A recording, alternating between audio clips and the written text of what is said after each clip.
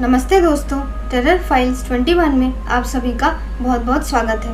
आज मैं आप सभी को वेरोनिका की कहानी सुनाने वाली हूँ, जो कि सत्य घटना पर आधारित है।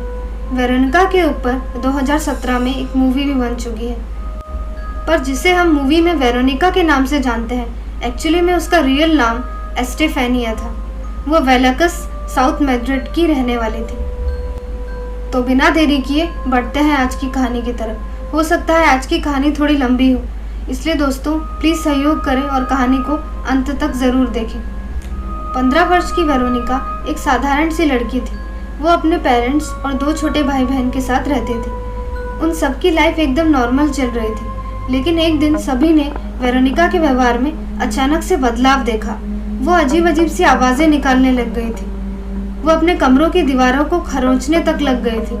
हद तो तब हो गई जब उसने एक बार अपने छोटे भाई पर हमला कर दिया, जिसके बाद से वेरोनिका के परिवार वाले एकदम दहशत में आ गए थे और साथ ही उन सबको वेरोनिका की चिंता भी सता रही थी। उन्होंने वेरोनिका से बात भी करने की कोशिश की कि वो ऐसा क्यों कर रही है, पर वो कहती थी कि उसे नहीं पता कि वो ऐसा क्यों कर रही है, और साथ ही उसने ये भी बताया कि उसे बीच रात में एक परछाई घर में घूमते हुए दिखाई देती है और उसे देखने के बाद वो बहुत वियर्ड सी हरकतें करना शुरू कर देती है। वेरोनिका के माता पिता को ये सब जानने के बाद बहुत चिंता होने लग गई।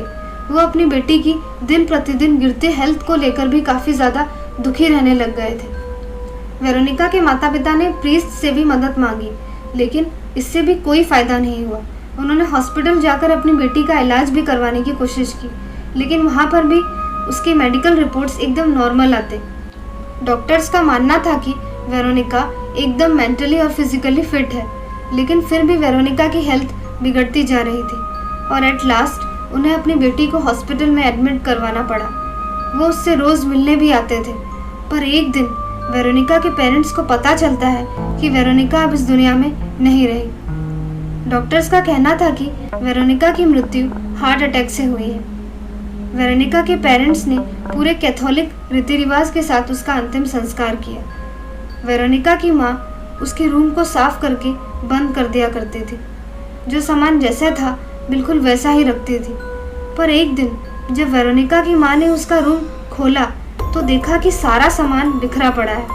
पहले तो वेरोनिका की माँ ने इस पर इतना ध्यान नहीं दिया, और बाद में कुछ ऐसा हुआ जिसके बाद से वेरोनिका की माँ के डर के मारे हालत खराब हो गई, क्योंकि उन्हें वेरोनिका के रूम से अजीब अजीब सी आवाज़ें आने लगी थी।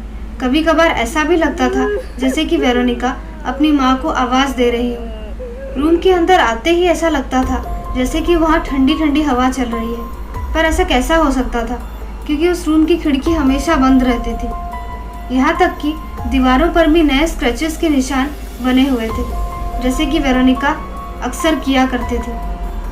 वेरोनिका के माता पिता ने ये सब देखकर वेरोनिका के रूम के दरवाजे को लॉक कर दिया, लेकिन रात को फिर से आवाज़ें आने लगी और उसके रूम का दरवाज़ा अपने आप खुल गया। फिर एक दिन वेरोनिका के स्कूल के टीचर्स उनके घर आए, जिनमें से एक नन भी थी। उन्होंने बताया कि वेरोनिका की बेस्ट फ्रेंड के बॉयफ्रेंड की एक सड़क दुर्घटना में मृत्यु हो गई थी, जिस वजह से वेरोनिका की फ्रेंड काफ़ी दुखी रहने लगी थी, जिस कारण वेरोनिका और उसके दोस्तों ने एक ऐसा काम किया जिसे उन्हें कभी भी नहीं करना चाहिए था।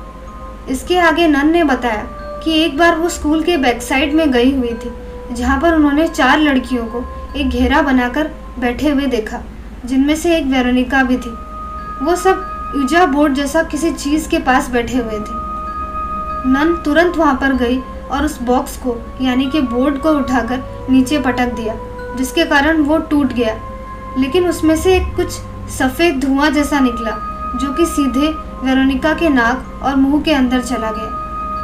नन ने वेरोनिका के दोस्तों से बात करके ये भी पता लगाया था कि वेरोनिका भूत प्रेतों से जुड़ी हुई किताबें अक्सर पढ़ा करते थे, और उस दिन वो अपनी बेस्ट फ्रेंड के मृत बॉयफ्रेंड की आत्मा को बुलाकर उससे बात करवाना चाहते थे अपने दोस्त की। नन की बातें सुनकर वेरोनिका के माता पिता को वेरोनिका के साथ जो भी कुछ हुआ था उसका सही कारण पता चल पाया। एक दिन वेरोनिका के माता पिता उसके रूम में जाकर उसकी फ़ोटो देख रहे थे। तभी वेरोनिका के फ़ोटो पर अपने आप ही आग लग गई, जिसके कारण उनके हाथों से फ़ोटो नीचे गिर गया। अंत में वेरोनिका के माता पिता ने पुलिस को भी सारी बात बताई।